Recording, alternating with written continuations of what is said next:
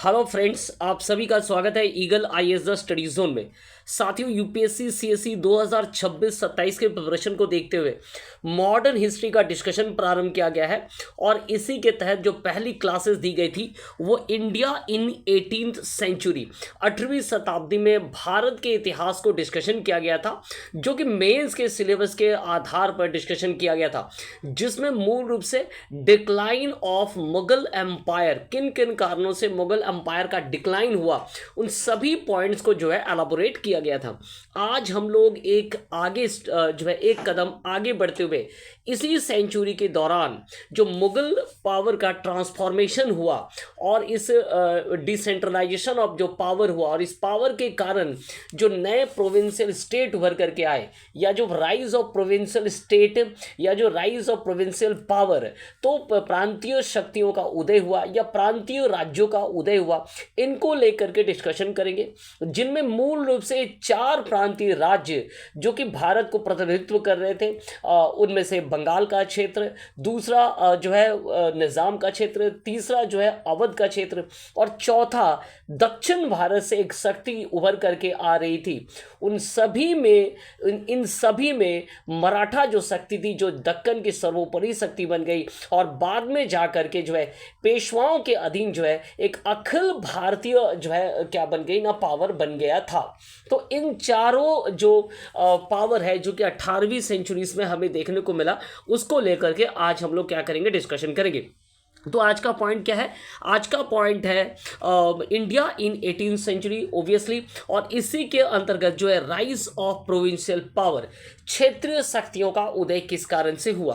इस क्षेत्रीय शक्ति के उदय को जानने के लिए सबसे पहले सबसे पहले थोड़ा हम पीछे चलेंगे और ये जानने का प्रयास करेंगे कि आफ्टर दी औरंगजेब के बाद बहादुर शाह के समय काल में या फर्रुखसर के समय काल में जो है किसानों की स्थिति कैसी थी, लोकल जमींदारों की स्थिति कैसी थी, उसको लेकर के जो है हम लोग क्या करेंगे, डिस्कशन करेंगे। अकबर के समय काल में ही जो है किसानों को 2 भागों में बांट दिया गया था। एक तो कहलाते थे खुद कास्त किसान, जिनके पास क्या होता था, जमीनों का अधिकार होता था, उनके पास जो है उनका राइट होता था या जमीनों पर उनका स्वयं का क्या होता था, कब्जा होता था। और दूसरा होता था पाही कास्त, जो घुमक्कड़ किसान होते थे। तो किसानों में भी जो है अकबर के समय काल से ही क्या था, डिफरेंशिएशन पाया गया था और बाद में जाकर के ये डिफरेंशिएशन जो है कंटिन्यू रहा। इस डिफरेंशिएशन के कारण जो है इस डिफरेंशिएशन के कारण क्या हो गया ना, अलग अलग किसानों को अलग अलग तरीके से क्या देना पड़ता था ना, रेवेन्यू देना पड़ता था। इसी संदर्भ में डेक्कन में जो है बहादुर शाह के शासनकाल के जो अंतिम वर्ष देखा गया, उस समय मध्यम और छोटे जो जमींदार थे और जो संकटग्रस्त थे, उन्होंने क्या किया ना, किसानों के सक्रिय सहयोग से जो है मुगल सत्ता का क्या करना प्रारंभ कर दिया ना, विरोध करना प्रारंभ कर दिया था। तो हम लोग देख रहे हैं कि जो छोटे जमींदार हैं, जो संकटग्रस्त हैं या जो छोटे संकटग्रस्त किसान हैं, उन्होंने क्या किया ना, इस मुगल रेवेन्यू के जो अत्यधिक प्रेशर था, उस प्रेशर के कारण या बड़े जमींदारों के प्रेशर के कारण छोटे जमींदार और जो किसान है वो एकजुट हो गए और इस एकजुटता ने जो है मुगल सत्ता का विरोध करना प्रारंभ कर दिया, जिसका जो आगे आपने देखा कि जो कि औरंगजेब के समय काल से ही किसान विद्रोह के तौर पर देखने लगा और बाद में यह विद्रोह शिफ्ट होते हुए जो है प्रोविंशियल पावर की ओर आगे बढ़ने लगा। तो ये कुछ था। बाद में ऐसा देखा गया कि मुगलों के द्वारा जो है इजारेदारी व्यवस्था जो है विकसित किया गया, जिसमें ऊंची बोली लगाने वाले को जो है मालगुजारी का अधिकार दे दिया गया था, लेकिन इससे भी जो है वे संतुष्ट नहीं हो पाए और किसानों की समस्याएं एवं जो छोटे जमींदारों की समस्याएं थी वो एज इट इज रहने लगी। इसी क्रम में 8वीं शताब्दी में जो मुगल काल थे, उनमें स्थानीय जमींदार और रजवाड़े ये काफ़ी महत्वपूर्ण थे और ये क्या हो गए थे ना, स्वतंत्र हो गए थे। और इस स्वतंत्र होने के पीछे कारण क्या था? इस स्वतंत्र होने के पीछे का जो कारण था वह था खेतीहर जो अधिशेष उत्पादन, अर्थात खेती से जो अधिशेष उत्पादन हुआ, इसने अर्थव्यवस्था का क्या कर दिया था ना, मौद्रीकरण कर दिया था। अधिक से अधिक मनी हम कह सकते हैं कि लोगों के पास आने लगा और इससे जमींदार और किसान वो क्या हो गए ना, स्थानीय स्तर पर जो है शक्तिशाली होते चले गए और इन्होंने ही जो है उस समय काल के जो सूबेदार थे, जो मुगलों के द्वारा अपॉइंट किए गए थे, वे सूबेदार इन्हीं लोकल जो स्थानीय जमींदार है और किसानों की सहायता से मुगल सत्ता का धीरे धीरे विरोध करने लगे और फिर अंत में जाकर के उन्होंने क्या किया न, एक नए राज्यों को जो है जन्म दे दिया। और इसी प्रकार 8वीं शताब्दी में जो है नए प्रोविंशियल स्टेट या जो है नए क्षेत्रीय शक्तियों का उदय होता हुआ हमें दिख रहा है। इसमें मुगल सरदारों की भूमिका से अधिक जो भूमिका पाई जाती है वो स्थानीय जमींदारों की भूमिका, स्थानीय किसानों की भूमिका, जिन्होंने मुगल सत्ता से क्या हो गए, विकेंद्रीकृत हो गए। और इसका प्रमुख कारण क्या था ना, सरप्लस प्रोडक्शन। बंगाल का क्षेत्र तो शुरू से ही सरप्लस प्रोडक्शन का रहा है और इस कारण से बंगाल कब में जो है विरोध जो है होना, मुर्शीद कुली खां के समय से ही विरोध होना चालू हो गया था और उन्होंने मुर्शीद कुली खां को जो है सर्वे सर्वा बना दिया और फिर बंगाल स्वतंत्र हो गया। ठीक इसी प्रकार की घटनाएं अवध में घटी, ठीक प्रकार की घटनाएं निज़ाम हैदराबाद में भी घटी और मराठे भी इसी प्रकार के स्थानीय जमींदारों के कारण ही जो है क्या बनते गए ना, एक जो है राष्ट्रीय स्तर का पावर बनने में बन पाए थे। ठीक है, तो ये कुछ कारण था जिसके कारण प्रोविंशियल पावर जो है उठ करके आए थे। अब 18वीं शताब्दी में जो स्टेट फॉर्मेशन हुआ या जो पावर का डिसेंट्रलाइजेशन हुआ, कई बार कहा जाता है कि मुगल जो पावर है वो ज़ीरो हो गया, तो ऐसा बिल्कुल नहीं। मुगल पावर ज़ीरो नहीं हो गया, मुगल पावर तो था। चूंकि आप देखेंगे कि बंगाल की अगर हम बात करें, बंगाल हो गया या हैदराबाद का निज़ाम हो गया या अवध का अवध के जो है अवध की अगर हम बात करें, इन तीनों ने कई वर्षों तक जो है मुगल सत्ता के अधीन ही रहे, अर्थात वे मुगल सत्ता के संरक्षण में रहे और उन्होंने जो है नियमित तौर पर जो है वार्षिक करों को क्या किया ना, पेमेंट किया। और इस कारण से कहा जाता है कई जो है मुगल सत्ता कई वर्षों तक आगे भी चली। तो हम ये कंप्लीट रूप से नहीं कह सकते हैं कि 18वीं शताब्दी के प्रारंभिक चरण में ही मुगल सत्ता जो है पावर ज़ीरो हो गया और फिर जो है इन शक्तियों का उदय हुआ, ऐसा बिल्कुल नहीं है। मुगल सत्ता का जो पावर है वो धीरे धीरे प्रांतीय सत्ता की ओर जो है या सेंटर से हम कह सकते हैं प्रोविंस की ओर जो है पावर ट्रांसफॉर्मेशन हुआ। और इसमें मूल रूप से जो भूमिका थी वो ये कि मुगल काल में सेंट्रल पावर अर्थात जो केंद्रीकरण सत्ता का केंद्रीकरण जो है केंद्रीकृत सत्ता थी और इन स्थानीय जमींदार या लोकल जो सूबेदार थे उन पर जो है क्या था, पकड़ थी। और ये पकड़ बाद में जाकर के जब औरंगजेब की मृत्यु हो गई और एक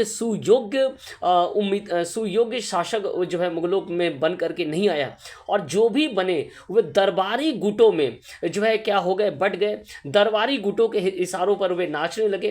तब क्या हो गया ना, ये जो लोकल जमींदार है वे धीरे धीरे छूटते चले गए और उन्होंने जो है लोकल सूबेदार को सपोर्ट करना प्रारंभ कर दिया। और इसी लोकल सूबेदारों के सपोर्ट करने का परिणाम ही था क्या हो गया ना, उन्होंने मुगल सत्ता के जो है दूर हो गए और उन्होंने जो है क्या बनाया ना, उन्होंने अपना स्टेट फॉर्मेशन कर लिया। ठीक है, चलिए, तो इसी के तर्ज पर जो 18वीं सेंचुरी में जो स्टेट हुए उनमें सबसे पहला जो स्टेट है वो बंगाल, और फिर हम लोग डिस्कशन करेंगे हैदराबाद को लेकर और फिर अवध को लेकर के। इन तीनों के बारे में कहा जाता है कि ये मुगल उत्तराधिकार थे। उत्तराधिकार इस संदर्भ में चूंकि ये मुगलों के सूबेदारों के द्वारा ही बनाया गया था जो मुगलों के साथ कई सालों तक जुड़े रहे और बाद में उनको लगा कि वे क्या करेंगे, सेंटर से अलग होकर के अपना राज्य स्थापित करेंगे, इसलिए इन्हें मुगल उत्तराधिकार के तौर पर जाना जाता है। हालांकि इनमें से कोई ना केवल बंगाल, ना तो हैदराबाद, ना तो अवध, ये एक अखिल भारतीय नहीं कहेंगे कि एक राष्ट्रीय शक्ति के रूप में उभर करके नहीं आए। वहीं डेक्कन में शिवाजी के द्वारा स्थापित जो सत्ता थी वो बाद में जाकर के पेशवाओं के अधीन क्या बना ना, एक राष्ट्रीय सत्ता के रूप में उभर करके आया। तो ये मुगल उत्तराधिकार को कहना भी जो है पूर्ण रूप से हम कह सकते हैं उचित नहीं है, लेकिन इस संदर्भ में हम इसे मुगल उत्तराधिकार कह सकते हैं कि मुगलों के डिसेंट्रलाइजेशन की प्रक्रिया में जो है ये उभर करके आए थे। चूंकि इनके सूबेदार क्या थे ना, वे कनेक्ट थे, किससे कनेक्ट थे, तो मुगलों के साथ कनेक्ट थे। चलिए, तो सबसे पहला जो है वो है बंगाल, ओबियसली मुर्शीद कुली खां। मुर्शीद कुली खां का जन्म किस प्रकार हुआ? राजस्व और वित्तीय प्रशासन के लिए मुर्शीद कुली खां जाने जाते थे। खास करके बंगाल के क्षेत्र में। औरंगजेब ने इसे वित्तीय प्रशासन संभालने के लिए जो है दीवान नियुक्त किया था बंगाल का। ये तो औरंगजेब की बात है। बाद में बहादुर शाह जो है अगले 2 वर्षों में भी औरंगजेब के बाद बहादुर शाह ने भी उसे इस पद को दे दिया और वे क्या बने रहे ना, वे भी उस समय जो है दीवान के पद पर नियुक्त हो गए। लेकिन फर्रुखसियर के समय में थोड़ा परिवर्तन हुआ। फर्रुखसियर ने इसे बंगाल का क्या नियुक्त कर दिया, नायब सूबेदार और उड़ीसा का सूबेदार। उड़ीसा की सूबेदारी भी प्राप्त हुई और बंगाल का नायब सूबेदार भी उसे प्राप्त हुआ। ठीक इसके बाद 1717 में उसे पुनः क्या किया गया ना, बंगाल का नाजिम सूबेदार नियुक्त किया गया। तो यहाँ 2 चीज़ें जो है समझने वाली चीज़ है, वो पहले से ही मुर्शीद कुली खान जो है पहले से ही क्या था ना, दीवान था, जिसे औरंगजेब ने परमिट कर दिया था, जिसे बहादुर शाह ने परमिट कर दिया था, जिसे फर्रुखसियर ने परमिट कर दिया था। तो इन सब ने उन्हें दीवान तो मान लिया था, लेकिन फर्रुखसियर थोड़ा आगे बढ़ते हुए उसे नाजिम सूबेदार बना दिया। इसका अर्थ हो गया दीवानी और कानूनी अधिकार जो है किसके पास आ गए ना, मुर्शीद कुली के खां के पास आ चुका था। अब मुगल काल में इन दोनों पोस्ट को सेपरेट रखा गया था। अर्थात हम कह सकते हैं कि जुडिशरी और जो रेवेन्यू है, रेवेन्यू और जुडिशरी दोनों को, फाइनेंशियल और जुडिशरी दोनों को क्या किया था, अलग अलग रखा गया था। चूंकि इससे क्या होगा, कोई भी एक प्रोविंशियल जो पावर है या जो प्रोविंशियल सूबेदार है वो क्या होगा, पावरफुल नहीं बनेगा। लेकिन फर्रुखसियर के समय काल में जो है मुर्शीद कुली खां को दोनों पोस्ट एक ही हाथों में दे दिया गया और ये क्या था ना, गेम चेंजर की तरह साबित हुआ। मुर्शीद कुली खां ने इसका बखूबी उपयोग किया। उसने लगातार मुगलों को क्या दिया, पेमेंट तो करता रहा, अर्थात वार्षिक मालगुजारी वो देता रहा, लेकिन उसके आड़ में स्वयं को क्या बनाता रहा ना, स्वतंत्र राज्य के तौर पर स्थापित करता रहा। तो ये था अब मुर्शीद कुली था जिसने जो है एक स्वतंत्र राज्य स्थापित किया और जिनमें जिसे मूल रूप से जो है राजस्व प्रशासन के लिए जाना जाता था। अब अगर बात करें मुर्शीद कुली खां के समय काल में, क्या मुर्शीद कुली खां के समय काल में राजस्व में वृद्धि हुई थी, तो कहा जाता है बिल्कुल वृद्धि हुआ था। 1700 से लेकर के 1720 तक 20% रेवेन्यू में जो है वृद्धि हुआ था। इसके द्वारा जो प्रोसेस अपनाया गया था वो प्रोसेस हमें हैदराबाद में भी देखने को मिला, वो प्रोसेस हमें अवध में भी देखने को मिला। अर्थात आते के साथ उन लोकल जमींदारों पर उन्होंने कंट्रोल किया और जिनसे उनसे लगातार मालगुजारी की और मालगुजारी लेते हुए कुछ नए अपने समर्थक बनाए और इन समर्थकों को जो है क्या किया ना, राज्य परिवार से जोड़ करके रखा। तो ये मुर्शीद कुली खां को जो है क्या है, यह वही हम कह सकते हैं कि बैंकर्स हैं या जो पेमेंट करने वाले जो लोकल जमींदार से, जिन्हें मुर्शीद कुली खां को समय समय पर जो है मुगलों को पेमेंट करने के काम आते थे। तो इनकी भूमिका काफ़ी हद तक क्या हो जाती है, महत्वपूर्ण हो जाता है। और इसी के तर्ज पर ही, उन्हीं लोकल जमींदारों के तर्ज पर ही या लोकल बैंकर्सों के तर्ज पर ही मुर्शीद कुली खां क्या बना ना, यहाँ का शासक बनने पर शासक बन सका। ठीक है। इसके अलावा मुर्शीद कुली खां ने जो है राजस्व क्षेत्र का क्या किया ना, जो है राज्यव्यापी क्षेत्र का उन्होंने सर्वेक्षण करवाया, जमींदारों को समय से राजस्व देने के लिए विवश किया। ये कुछ कार्य उन्होंने किए फाइनेंशियल कंडीशन को ठीक करने के लिए और वे राजस्व प्रशासन के लिए जाने जाते थे। ठीक है। थोड़े समय में ही कहा गया कि उन्होंने कई छोटे छोटे जमींदारों का जो क्या कहते हैं विलोपन कर दिया, टर्मिनेट कर दिया और बड़े बड़े जमींदारों को जो है जोड़ दिया। तो बड़े बड़े भूपतियों का जो है उस समय उदय भी हुआ और छोटे जमींदारों का क्या हो गया ना, लोप भी हो गया। तो कुछ चीज़ें, इस प्रकार की चीज़ें जो है ये देखने को मिला। इस दौरान बंगाल में जो व्यापार है वो हमेशा से ही क्या रहा था ना, लाभदायी रहा था। और मुर्शीद कुली खां ने जो है एक पॉलिटिकल स्टेबिलिटी को देने से जो है खेती में जो है सरप्लस प्रोडक्शन प्रारंभ हो चुका था। अर्थात मुर्शीद कुली खां ने बंगाल को जो क्या दिया था ना, एक पॉलिटिकल स्टेबिलिटी दिया। और जैसे ही पॉलिटिकल स्टेबिलिटी जहाँ भी होता है वहाँ क्या होता है ना, बिजनेस ग्रो करना प्रारंभ कर देता है। तो वही हुआ, बिजनेस ग्रो करना प्रारंभ कर दिया। और बंगाल की अगर हम बात करें तो बंगाल शुरू से ही 17वीं शताब्दी से ही एक क्या था ना, मार्केट पॉइंट था।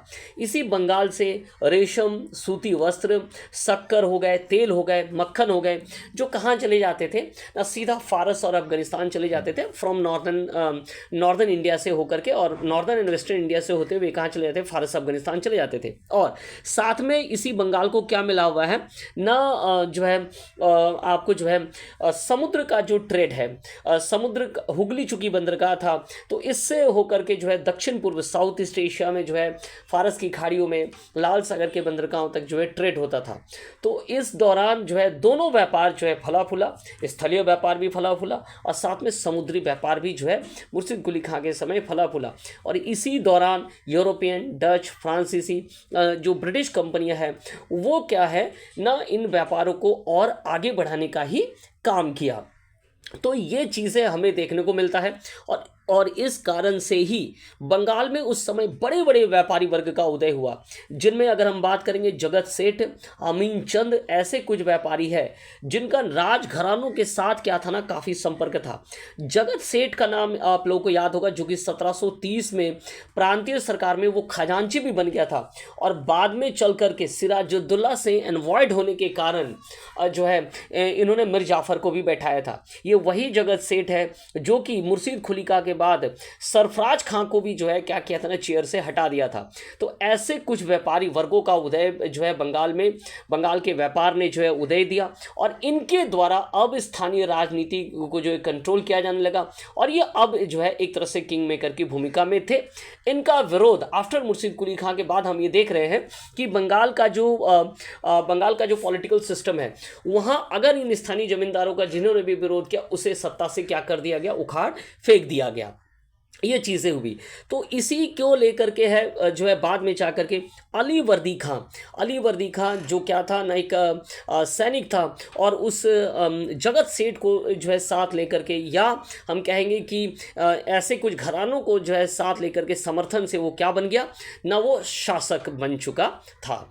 तो इस प्रकार अली वर्दी खां का क्या हुआ ना, अली वर्दी खां जो है एक अली वर्दी का शासन जो है प्रारंभ हो चुका था। ठीक है, चलिए अली वर्दी खां के शासनकाल में जो है मुगल सत्ता का जो है पूर्ण रूप से विरोध भी नहीं किया गया, चूंकि मैंने जैसा कि पूर्व में ही कहा कि बंगाल में मुर्शीद कुली खां हैं या अली वर्दी खां तक, इन सभी ने जो है मुगलों का एक छद्म जो है पावर अपने सर पे रखा था। तो वे नियमित रूप से मालगुजारी देते थे। मुगलों का जो संरक्षण और संरक्षित का जो एक कॉन्सेप्ट है उसे नहीं हटाया। संरक्षण और संरक्षित का कॉन्सेप्ट ये है कि ये मुगलों के संरक्षण में थे, और इन्होंने खुद से भी कई लोकल बैंकर्सों को, लोकल स्थानीय जमींदारों को, लैंडलॉर्ड्स को, क्या भूमिपतियों को इन्होंने जो है संरक्षण देकर रखा था। तो ये सेंट्रल और स्टेट का जो संरक्षण की पॉलिसी है ये चलता रहा, और अली वर्दी खां के समय में भी जो है ये चलता रहा। लेकिन अली वर्दी खां के समय काल में एक सबसे बड़ी शक्ति थी, और वो थी मराठाओं का आक्रमण क्या हो गया ना, यहाँ पर जो है 1750 के आसपास होता हुआ दिख रहा है। और 51 में अली वर्दी खां के साथ एक समझौता हुआ, और जिसके तहत उड़ीसा का जो क्षेत्र है, उड़ीसा के क्षेत्र पर जो है मराठों का कब्जा हो गया, और मराठे यहाँ से चौथ लेना जो है प्रारंभ कर दिए। तो इस प्रकार अली वर्दी खां के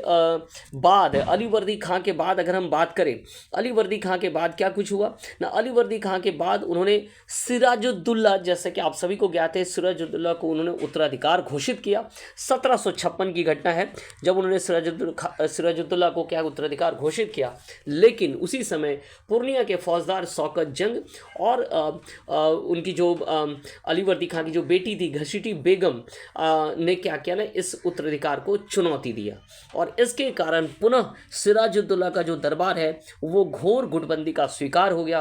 और आगे जाकर के आपने देखा कि 1757 में क्या हुआ ना, पलासी का वार हुआ, और जिस कारण सिराजुद्दौला को जो है सत्ता छोड़नी पड़ी या सिराजुद्दौला का शासन समाप्त हुआ। तो इस प्रकार प्रोविंशियल स्टेट का उत्पन्न हुआ, और 1757 में एक नए पावर के तौर पर जो है ब्रिटिश जो है उदय होकर के बंगाल में प्रवेश कर चुके थे। तो ये सारी घटनाएं जो है बंगाल को लेकर के है। चलिए अब आगे एक नए स्टेट्स को लेकर के डिस्कशन करेंगे, वो है हैदराबाद में निज़ाम मुल्क या आसफ जाह के द्वारा क्या स्थापित किया गया था ना, नया राज्य स्थापित किया गया था। 1724 में जो है इस राज्य की स्थापना की गई थी। 1724 में हैदराबाद एक स्वतंत्र राज्य या निज़ाम राज्य की स्थापना की गई थी। किसके द्वारा? आसफ जाह प्रथम के द्वारा, जिसे निज़ामुल मुल्क भी कहा जाता था। ये कौन से ग्रुप से संबंधित थे? तो ये तुरानी ग्रुप से संबंधित थे। ठीक है।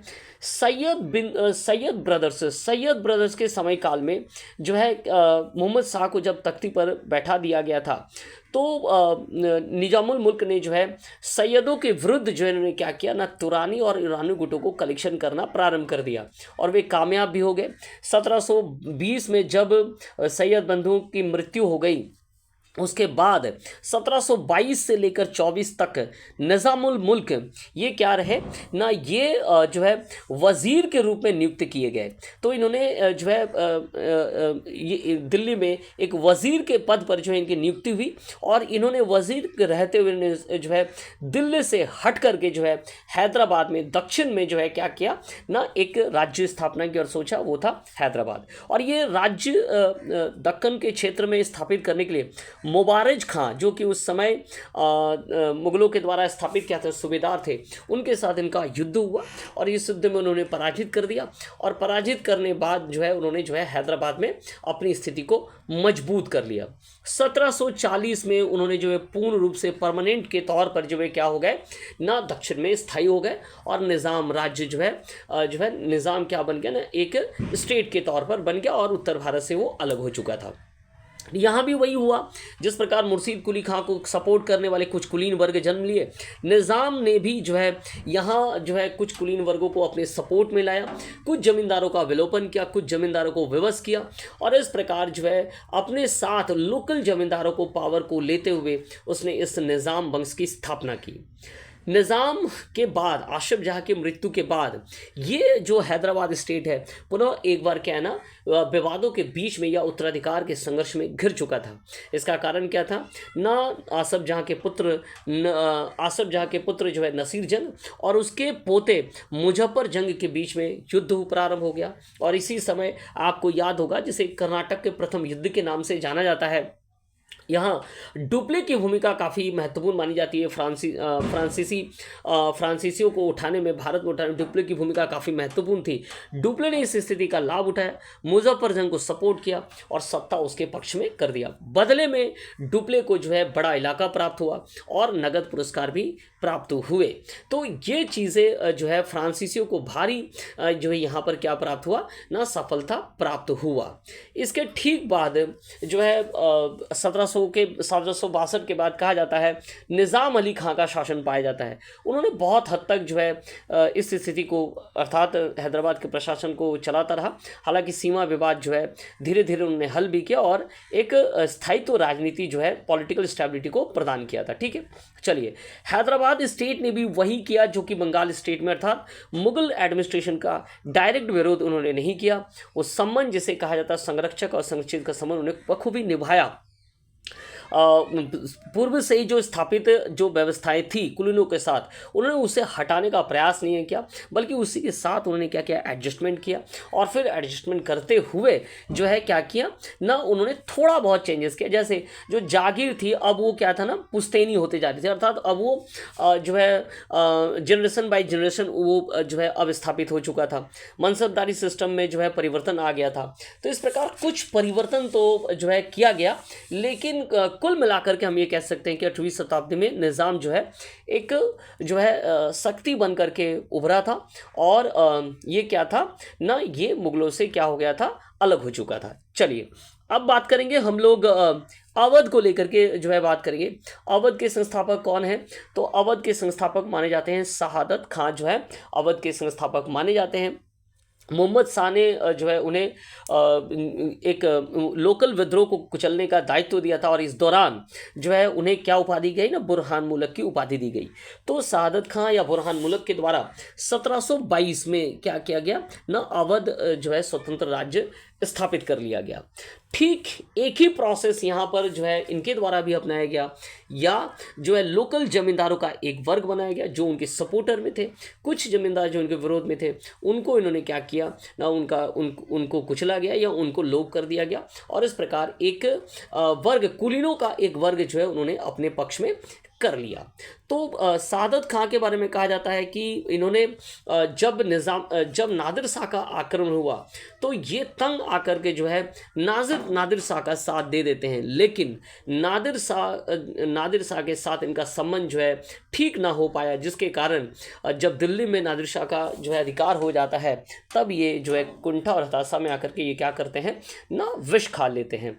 तो 1740 में जो है सादत खां जो है कह सकते हैं कि उनके मृत्यु के बाद जो है अवध एक जो है मृत्यु तक जो है अवध एक क्या बन गया था ना, एक हाफ फ्री स्टेट के तौर पर जो है पॉलिटिकली इस्टेब्लिश्ड हो चुका था।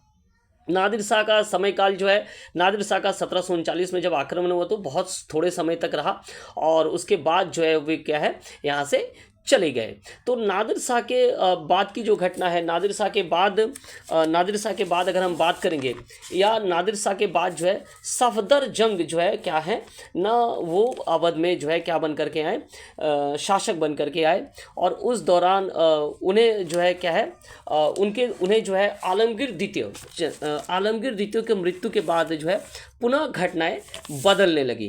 नादिर शाह के आक्रमण के समय जो है क्या कुछ घटा था उसको लेकर 1748 में अहमद शाह ने जो है सफदर जंग को क्या नियुक्त कर दिया, वजीर नियुक्त कर दिया।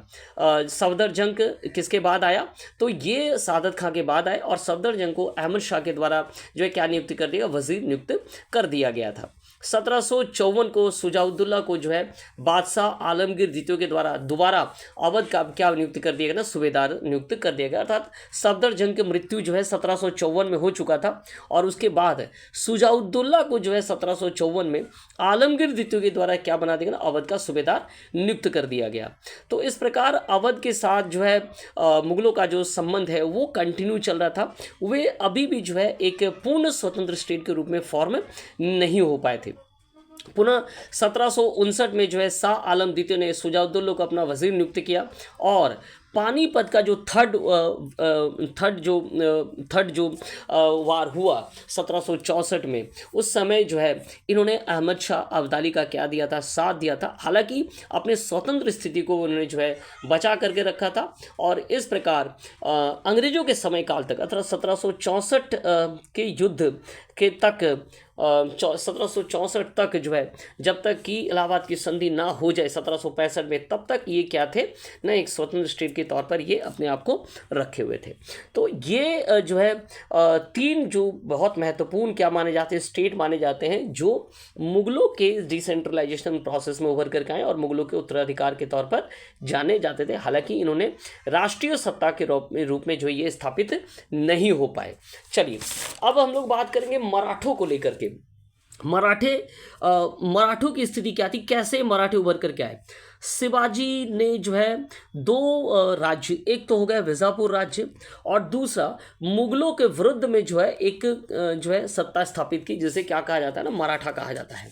और यहाँ भी जो है लोकल जो देशमुख थे, जिसे जमींदार हम कह सकते हैं, इन्हीं स्थानीय देशमुखों के द्वारा जो है शिवाजी को सहायता दिया गया, या इन्हीं जमींदारों के द्वारा जो है मुगलों का विरोध किया गया देशमुखों के द्वारा, और उन्होंने शिवाजी के उत्थान में अपनी महत्वपूर्ण भूमिका निभाई। शिवाजी के बाद की घटना संभाजी और राजा राम तक जो है स्थितियां चलती रही, और इनके समय के बाद ताराबाई का शासन प्राप्त होता है, जिन्होंने 1699 में अपने छोटे से पुत्र शिवाजी द्वितीय के नाम पर जो है शासन करना जो है प्रारंभ कर दिया था। अब ये घटना जो है इसी समय औरंगजेब का आक्रमण जो है चलता रहा, चूँकि शिवाजी के काल में भी चलता रहा, उसके बाद आपने देखा संभाजी के काल में भी चलता रहा, और मुगलों का अटैक जो है कंटिन्यू चलता रहा। कब तक ना, 1707 तक ये अटैक लगातार, जब तक कि औरंगजेब की मृत्यु ना हो जाए तब तक चलता रहा। तो इस दौरान शिवाजी के बाद संभाजी, और संभाजी के बाद से ही हम कहेंगे कि जो मराठे थे, मराठे की सत्ता जो है किसी प्रकार ना किसी प्रकार कमजोर हुआ, और इसका कारण क्या था ना, मुगल अटैक्स इसका कारण था। तो कहीं ना कहीं जो है क्या है ना, मराठे जो है कमजोर स्थिति में आ गए। ताराबाई मुगलों के आक्रमण से भागते फिरते जो है 1707 तक अपनी स्थिति को मजबूत कर पाए, जब तक ना कि औरंगजेब की मृत्यु हो जाए। और इसके बाद का क्या कुछ घटना है, इसके बाद घटना में फिर परिवर्तन आता है जब 1707 में साहू जो है दक्कन में प्रवेश करता है। और इस दौरान मराठे में जो है दो दावेदार आ जाते हैं। एक तो ताराबाई के नेतृत्व में शिवाजी जो है द्वितीय थे, सेकंड, और दूसरा कौन था, साहू। अब इन दोनों के बीच में अगले 8 वर्षों तक जो है क्या है ना, लड़ाइयाँ चली। इस लड़ाई का जो अंतिम रिजल्ट था वो क्या था, साहू के पक्ष में गया। साहू ने जो है एक ब्राह्मण बैंकर्स परिवार, जो है हम कह सकते हैं कि बैंकर्स, एक बैंकर परिवार या एक पैसे वाले ब्राह्मण जो बालाजी विश्वनाथ थे, उनके सहायता से सत्ता को अपने पक्ष में करने में कामयाब हो चुके थे। तो अब जैसे ही उन्होंने बालाजी विश्वनाथ को जो है अपने साथ लेकर के सत्ता को अपने पक्ष में किया, और यहाँ एक और ट्रांसफॉर्मेशन हुआ। वो क्या था ना, शिवाजी के काल में शिवाजी क्या थे, ऑल इन ऑल थे मराठा पावर में। उसके बाद संभाजी के काल में भी था, राजा राम के काल में भी था, शिवाजी द्वितीय के काल में भी देखने को मिला। लेकिन साहू के काल में बालाजी विश्वनाथ के तौर पर पेशवा ऐड हो गए, और अब शक्तिकों का ट्रांसफॉर्मेशन जो है बालाजी विश्वनाथ की ओर होना प्रारंभ हो गया। और इसके बाद से ही आपको देखने को मिलता है ना पेशवाओं का काल। और पेशवाओं के काल में मूल पावर, जो ओरिजिनल पावर, वो पेशवा के पास थे, ना कि छत्रपति के पास थे। ठीक है, तो पावर ट्रांसफर होना शुरू हो गया। 1700 अब देखिए कि साहू को सपोर्ट जो है बालाजी विश्वनाथ ने किस प्रकार किया। सबसे पहले बालाजी विश्वनाथ जो है कूटनीतिक तरीके से सैयद ब्रदर्स को क्या कर देने, हेल्प कर दी, क्योंकि फर्रुखसियर के साथ उनका टेंशन चल रहा था। तो इसी समय जो है मराठों ने, अर्थात बालाजी विश्वनाथ ने सैयद ब्रदर को हेल्प किया कि वो फर्रुखसियर को हटाए। और इसके लिए उन्होंने क्या ना, मुगल साहू के लिए एक सनद भी प्राप्त कर लिया, वहाँ से एक ऑथराइजेशन प्राप्त कर लिया कि क्या होगा ना, डेक्कन के जो 6 प्रांत है वहां से, इसके अलावा मालवा से और गुजरात से चौथ की वसूली जो है क्या करेंगे ना, किसके द्वारा किया जाएगा ना, मराठों के द्वारा किया जाएगा। और महाराष्ट्र में साहू की स्वतंत्र स्थिति को मान्यता, बहुत बड़ी मान्यता थी जो मुगलों के द्वारा जो मुगलों से प्राप्त करना, औरंगजेब के समय तक तो ये संभव नहीं हो पाया। लेकिन उसके बाद बालाजी विश्वनाथ ने अपनी कूटनीतिक की सहायता से सैयद बंधुओं को सहायता करते हुए एक अधिकार जो है डॉक्यूमेंट प्राप्त कर लिया कि साहू क्या थे ना, महाराष्ट्र में एक स्वतंत्र स्थिति को प्राप्त होते हैं। तो ये एक बहुत बड़ी उपलब्धि थी, और इस उपलब्धि के साथ ही पेशवा का पावर क्या है ना, धीरे धीरे बढ़ता चला गया। ठीक है, चलिए अब तो ये तो हो गया कि साहू की स्थिति मजबूत हो गई। लेकिन शिवाजी द्वितीय का क्या, या ताराबाई का क्या, तो 1731 में जो है वारना ट्रीटी हुआ। और इस वारना ट्रीटी में जो कोल्हापुर का क्षेत्र है वो शिवाजी द्वितीय को दे देगा, जहां ताराबाई अपना शासन करने लगे। और इस प्रकार बालाजी विश्वनाथ ने साहू को रखते हुए सत्ता को जो है किस प्रकार संभाला, एडमिनिस्ट्रेशन को अपने पक्ष में किया। इस दौरान कई घटनाएं घटी। लोकल जमींदार से, लोकल जो लीडर्स थे या मराठी जो लीडर्स थे, वो कभी ताराबाई के पक्ष में और कभी जो है साहू के पक्ष में गए, और अंततः बालाजी विश्वनाथ की कूटनीति से ये सत्ता जो है साहू के पक्ष में आया। परंतु और इसके साथ साथ पावर का ट्रांसफॉर्मेशन हुआ, और अब छत्रपति से पावर ट्रांसफर होते हुए कहाँ पहुंच गए, बालाजी विश्वनाथ या पेशवा के हाथों में संकेंद्रित होते चले गए। 1720 में बालाजी विश्वनाथ की मृत्यु हो जाती है। 1720 से लेकर के 1740 तक हमें जो है क्या मिलता है ना, बाजीराव प्रथम जो है उभर करके आते हैं। ये जो है शक्तिशाली पेशवाओं में एक माने जाते हैं। इन्होंने हमेशा ही उन महत्वपूर्ण उपजाऊ क्षेत्र पर आक्रमण किया, और वहाँ से चौथ और सरदेशमुख के लिए को क्या किया ने वसूल किया। इस समय बाजीराव प्रथम के काल की अगर हम बात करें तो सबसे बड़ी शत्रु थी, दक्षिण में जो सबसे बड़ी शत्रु थी वो था निज़ाम। इसलिए कि कर्नाटक का क्षेत्र, खानदेश का क्षेत्र और गुजरात, इन तीनों क्षेत्रों को लेकर के इन दोनों में खिटपिट था, जिसे 1728 में जो है पालखेड़ के युद्ध में जो क्या किया गया ना, पराजित कर दिया गया, निज़ाम को पराजित कर दिया गया। और मराठों ने साहू को ही जो है एकमात्र डेक्कन में जो है चौथ और सरदेशमुख वसूलने का अधिकार प्राप्त हुआ था। साहू को निज़ाम ने यह मान लिया कि साहू क्या होंगे ना, एकमात्र डेक्कन के चौथ और सरदेशमुख वसूलने का अधिकार उन्हीं को प्राप्त हो गया। तो बहुत बड़ी उपलब्धि थी। लेकिन ये किसके अधीन हुआ, ये पेशवाओं के अधीन हुआ। चलिए, इसके बाद बाजीराव ने दूसरा काम क्या किया? बाजीराव ने मालवा और मालवा के उपजाऊ क्षेत्र पर आक्रमण कर वहां से भी इन्होंने टैक्स कलेक्शन किया। वे गुजरात तक चले गए। गुजरात के लिए उन्होंने अलग से सेना भेजी। अलग सेना के माध्यम से जो है, गुजरात में मुगलों की सरकार थी, मुगलों की सत्ता थी, तो मुगलों के साथ उन्होंने 2 संधि की और इस संधि में गुजरात का भी 60% टैक्स जो है उन्हें प्राप्त हो गया। रेवेन्यू जो है साहू को प्राप्त हो गया। पेशवाओं के तौर पर जो है ये साहू एवं पेशवाओं के लिए छोड़ दिया गया। तो आप समझ पा रहे हैं कि किस प्रकार बाजीराव प्रथम ने अलग अलग तरीके से पहले निजाम के क्षेत्र दक्कन में अपनी स्थिति मजबूत की, फिर वे उत्तर की ओर आगे बढ़े, मालवा, गुजरात, पश्चिम की ओर चले गए। अब नॉर्दर्न स्टेट्स, नॉर्दर्न जो है क्षेत्र की ओर हम बात करें, दक्षिण क्षेत्र की अगर हम बात करें तो 1736 में कोंकण के उपजाऊ प्रदेश की ओर उनका ध्यान गया और यहाँ उन्होंने सिसदियो पर क्या कर लिया ना, कब्जा कर लिया। और साथ में सॉल्सेट का क्षेत्र, वशाई का क्षेत्र और चोल क्षेत्र से जो है पुर्तगाली जो व्यापारी थे उनको वहाँ से उन्होंने क्या किया ना, भगा दिया और इन क्षेत्रों पर अधिकार कर लिया। और यहाँ तक भी वे नहीं रुके। जब उनके तीनों आसपास के क्षेत्र उन्होंने कंप्लीटली जब उन्होंने अपने सत्ता हासिल कर ली तो 1737 में वो कहाँ पहुँच गए? दिल्ली पहुँच गए और उन्होंने दिल्ली पर जो है क्या कर लिया, कब्जा कर लिया। हालांकि याद रखिएगा, मराठों ने इस दौरान बाजीराव प्रथम के काल में कहीं भी अपना पूर्ण एडमिनिस्ट्रेशन खड़ा करने का प्रयास नहीं किया। मालवा, गुजरात के कुछ क्षेत्रों को छोड़ करके बाकी सभी क्षेत्रों में उन्होंने क्या किया ना, चौथ और सरदेशमुखी लेते हुए संतुष्ट हो गए और चुपचाप चले गए। जैसे दिल्ली में भी हुए गए तो उन्होंने दिल्ली में सत्ता स्थापित करने की नहीं सोची, बल्कि चौथ और सरदेश और वहाँ कुछ दिन रहे और वहाँ से फिर पावर लेते हुए क्या है, रिटर्न आ गए। 1739 में एक और चीज़ें प्राप्त होगी, वे थी नर्मदा और चंबल नदियों का जो मध्य का जो पूरा अधिकार है वो पुनः जो है किसको प्राप्त हो गया, मराठों को प्राप्त हो गया।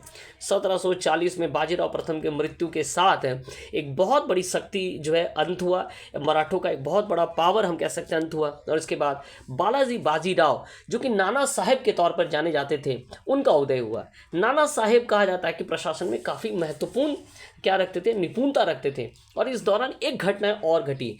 बाजीराव प्रथम ने जो है पूरे मराठा पावर को जो है सर्वोपरि बना दिया था और नाना साहेब के काल में जो है ये पूरे इंडिया में इस दौरान अटैक हुए, बंगाल में अटैक हुए, उड़ीसा में अटैक हुए, हर एक क्षेत्रों में जो है क्या नहीं इस दौरान अटैक हुआ। आपने देखा कि 1751 में अलीवर्दी खां को भी क्या किया गया था ना, समझौता करना पड़ा था।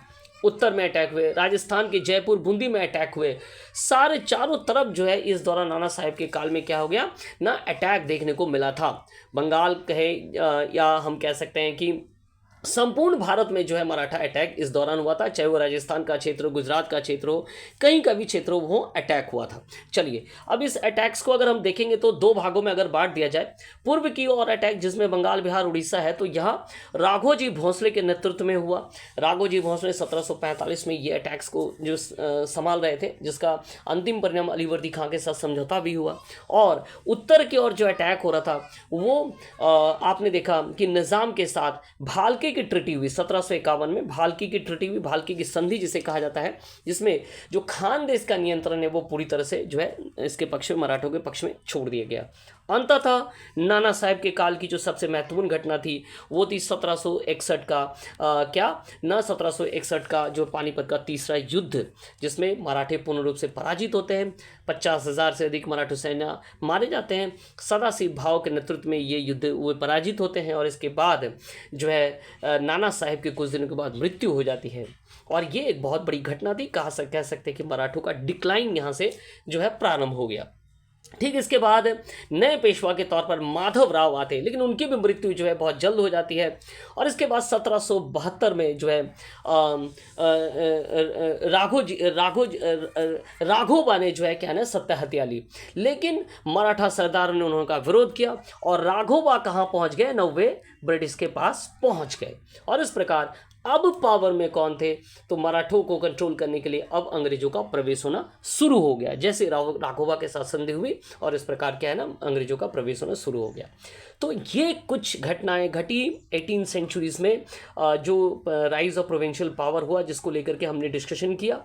आगे भी जो है इस चैप्टर को कंटिन्यू किया जाएगा और इसमें जो मेन पॉइंट्स है जो कि अकॉर्डिंग टू मेंस के सिलेबस के हिसाब से इसका डिस्कशन किया जा रहा है। हमारे साथ जुड़े रहिए। Eagle IAS the study zone में आप सभी का बहुत बहुत धन्यवाद।